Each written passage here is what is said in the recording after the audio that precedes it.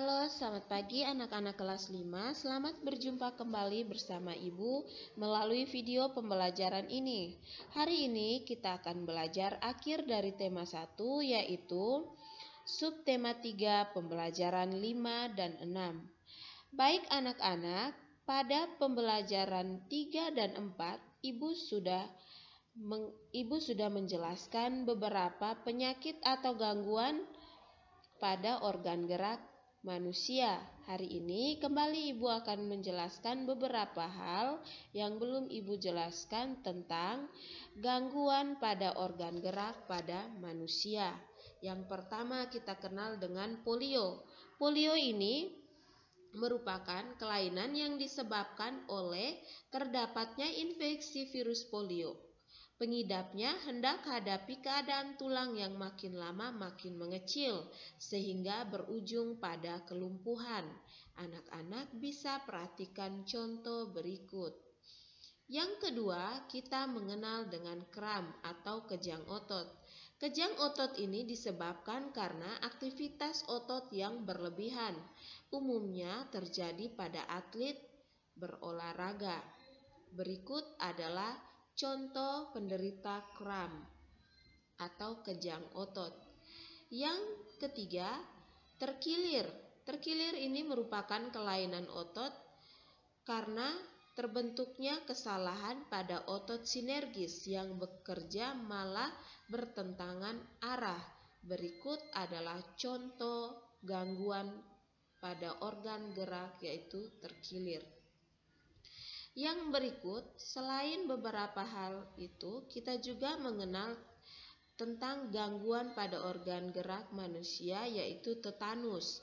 Tetanus ini merupakan kelainan pada otot yang disebabkan oleh peradangan kuman sehingga keadaan otot terus mengencang. Anak-anak bisa perhatikan contoh berikut. Anak-anak, semua gangguan pada organ gerak manusia tentunya ada penyebab ataupun faktor yang menyebabkan adanya gangguan pada organ gerak. Berikut penyebab gangguan pada organ gerak manusia. Yang pertama, posisi duduk yang salah. Yang kedua, kita sering mengangkat beban yang tidak seimbang. Yang ketiga, kita kurang mengkonsumsi makanan yang mengandung vitamin D dan kalsium.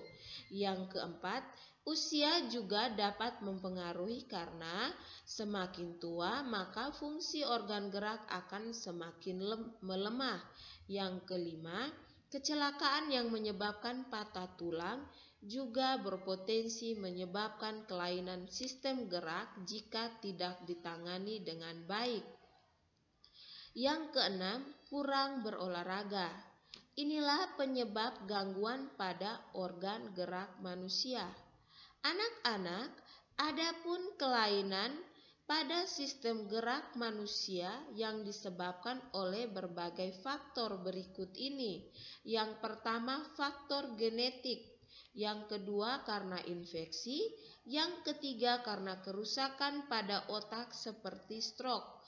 Yang keempat, gangguan atau kerusakan saraf termasuk saraf tulang belakang dan saraf tepi. Yang kelima, gangguan metabolisme. Yang keenam, efek samping obat-obatan tertentu. Yang ketujuh, karena keracunan. Inilah penyebab terjadinya kelainan pada sistem gerak manusia. Baik anak-anak, setelah kita belajar tentang beberapa hal yang menyangkut dengan organ gerak, sekarang kita masuk pada membuat gambar cerita. Sebelum kita mengenal langkah-langkah membuat gambar cerita, kita perlu tahu apa itu gambar cerita.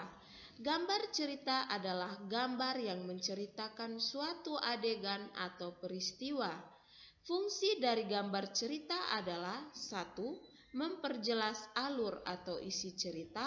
2. Memperjelas isi pesan dalam promosi suatu barang. Yang ketiga, menarik perhatian, menambah nilai artistik atau keindahan, dan sarana untuk mengungkapkan perasaan penggambarannya. Yang berikut kita mengenal langkah-langkah membuat gambar cerita. Yang pertama, persiapkan bahan dan alat. Sebelum menyiapkan bahan dan alat, sebaiknya tentukan dahulu jenis teknik yang akan kamu gunakan, yaitu teknik basah atau teknik kering. Setelah itu, persiapkan alat dan bahannya. Yang kedua, kita wajib menentukan tema. Tema ini berkaitan erat dengan objek gambar. Ketika memutuskan menggambar dengan tema tertentu, langkah selanjutnya adalah mencari objek gambar. Objek gambar bisa berupa benda mati maupun benda hidup. Yang berikut, pembuatan sketsa. Langkah membuat sketsa sangat berpengaruh bagi tahap-tahap menggambar selanjutnya. Jika sketsa yang dibuat tidak maksimal, maka nanti setelah diolah lebih lanjut, objek yang dibuat akan terlihat kurang bagus. Karena itu, pembuatan sketsa tentu perlu dikerjakan sebaik mungkin. Setelah menentukan tema, langkah selanjutnya yaitu membuat sketsa. Sketsa sebaiknya dibuat lebih dari satu agar kita dapat memilih yang terbaik. Yang terakhir, penyelesaian gambar. Dari beberapa sketsa yang dibuat dapat dipilih satu yang menurutmu paling baik. Kemudian sempurnakan dengan menghapus garis-garis yang tidak perlu dan menambah garis atau coretan yang dirasa perlu agar gambar tampak lebih hidup. Baik anak-anak, pada video pembelajaran subtema 3, pembelajaran 1 dan 2, Ibu telah menjelaskan tentang langkah-langkah membuat komik. Untuk mengenal beberapa jenis komik, anak-anak bisa membaca di buku tematik kalian masing-masing pada halaman 104. Anak-anak, jika ada hal yang belum jelas, anak-anak bisa bertanya melalui wali kelas masing-masing. Anak-anak, terima kasih dan selamat belajar. Salam sehat dari Ibu. Tuhan memberkati.